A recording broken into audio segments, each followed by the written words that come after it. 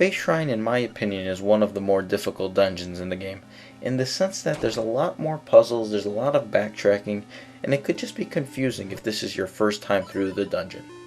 In terms of the straightforward action though, fighting the enemies and bosses, it is rather easy. Make your way to this room, and before heading north, we want to hit the crystal switch. You can do that by either placing a bomb next to it or diagonally tossing your boomerang. On this screen you'll notice the path points to the wall on the right, and you can just place a bomb and this will blow open a secret hole which will take you to this room. There are 4 green Zols bouncing around in this room, so you want to defeat all 4 of them, and a staircase will appear at the top right corner. In this underground area there's another new enemy, or a new enemy, and it's in the form of a giant spark. You can't actually defeat this giant spark, it just bounces around, so just avoid it, don't try to do anything to it, and just make your way to the left side and then head up the staircase. Defeat the mini Moldorm. We haven't actually fought these in a dungeon since Tail Cave, and here's a new enemy in the form of Wizrobes. These are classic Zelda enemies that have been in many Zelda games, and the best method of defeating them is to place bombs, but the bombs are only useful if they blow up while the Wizrobe is out, since it'll disappear and come back. In this screen you'll get the dungeon item right away, and it's in the form of the level 2 Power Bracelet, and this will allow us to pick up larger statues, including the large statues that are right here in this room. Lift it up and go through the one-way door, and we're already back at the screen where we fought the Mask Mimic. You want to defeat it and then hit the crystal switch to lower the blocks, but before heading up a screen, once again we want to raise the blocks by tossing the boomerang. The door on the left will close, but if you lift up the pot that's at the top left corner of the screen, it'll reveal a switch. Step on it and then head left the screen. There are 3 more Wizrobes in this room, and I mentioned that you should use the bombs to defeat them. There are alternative ways to defeating them. You could, if you hit them with 4 arrows, they will be defeated. That's not exactly the most convenient thing to do. However, one easier way to defeating them is you can actually freeze them by using the boomerang or the hookshot. At this point it's much easier to either hit them with 4 arrows or with a bomb. So you can use that, and once all 4 of these, or all 3 of the Wizrobes in this room have been defeated, open up the treasure chest that appears to get the dungeon map. With the blocks raised at the bottom left corner, head up a screen, and then you want to equip the Power Bracelet, but before dealing with this room, head right a screen and you'll find another treasure chest, this one containing the dungeon Stone Beak.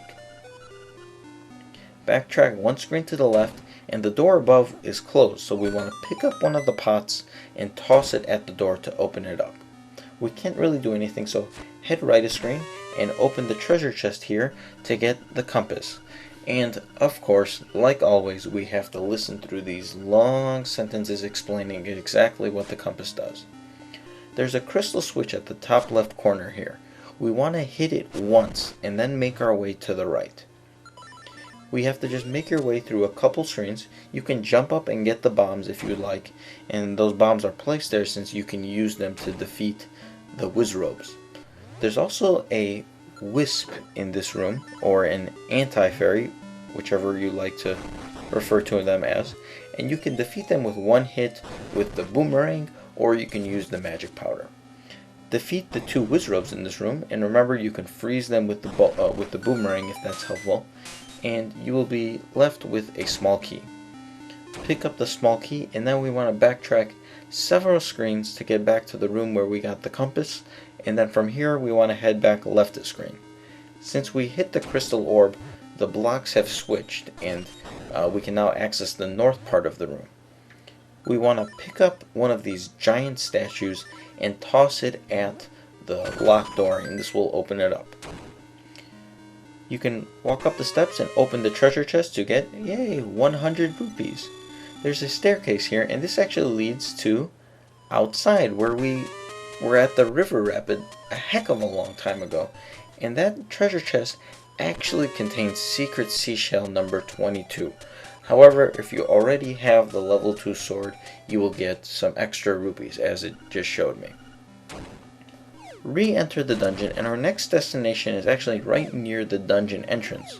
So you can actually use Mambo's Mambo if you like, and that will warp you over to the dungeon entrance.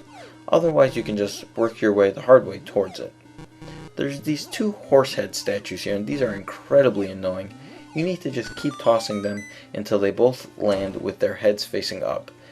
And I'm not sure if there's an exact pattern to them. I just keep throwing them pretty randomly until I eventually get lucky enough where they both land with their heads standing up. Backtrack over to the screen that you got the dungeon map in, and before heading to the screen to the right, we want to you can do whatever you need to do to hit the crystal switch and then progress to the right, otherwise the blocks would be blocking your way. Make your way this way to get to the owl statue. Enter the space where the eyes have walls. The eyes have walls. If you press start and look at the dungeon map for the dungeon, you'll notice that it's shaped in the form of a head that has eyes. So this is what the stone statue is referring to, and we'll get to that in just a bit. We want to backtrack to the room just left of the dungeon entrance, and if you want to pull out your bombs, and if you put a bomb right in the middle of the room, it will kill all three wizards at the same time. Once all three have been defeated, head through the door at the top right corner, and in this room you'll find a treasure chest containing 50 rupees. You can head up a screen and you'll find another treasure chest, this one containing 100 rupees. And we already got another 100 rupees in this dungeon from another treasure chest, so there really is a lot of rupees to get in this dungeon, which sort of doesn't, well, rupees aren't as valuable since we already got the bow, we already got the frog song of soul, and those are the main things where we need to buy, that we need rupees for.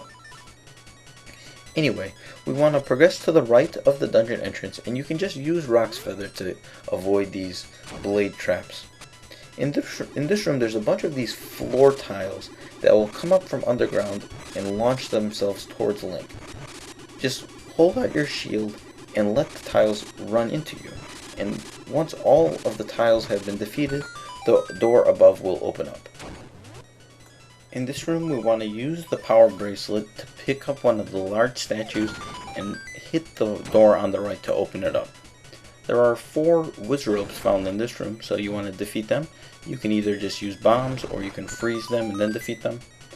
There are 2 stars in this enemy, so you can get rid of them and then take a look at the owl statue, and it tells you to hop on top of the crystals to move forward.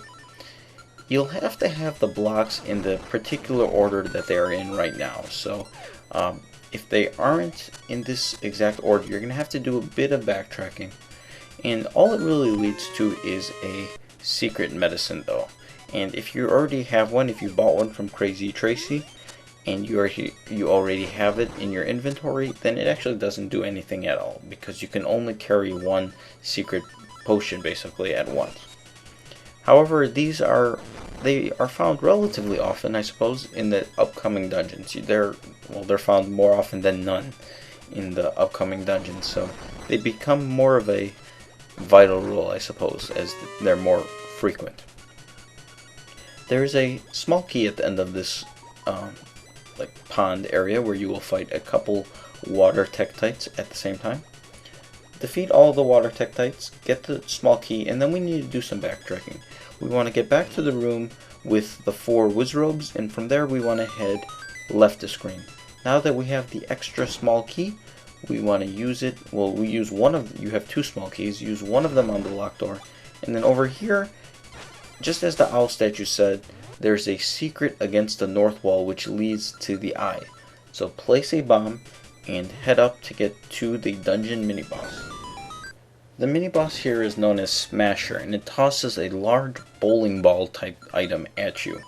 You can't actually defeat it using any of your attacks, but what you need to do is lift up the ball with the Power Bracelet and toss it at Smasher 4 times to defeat him.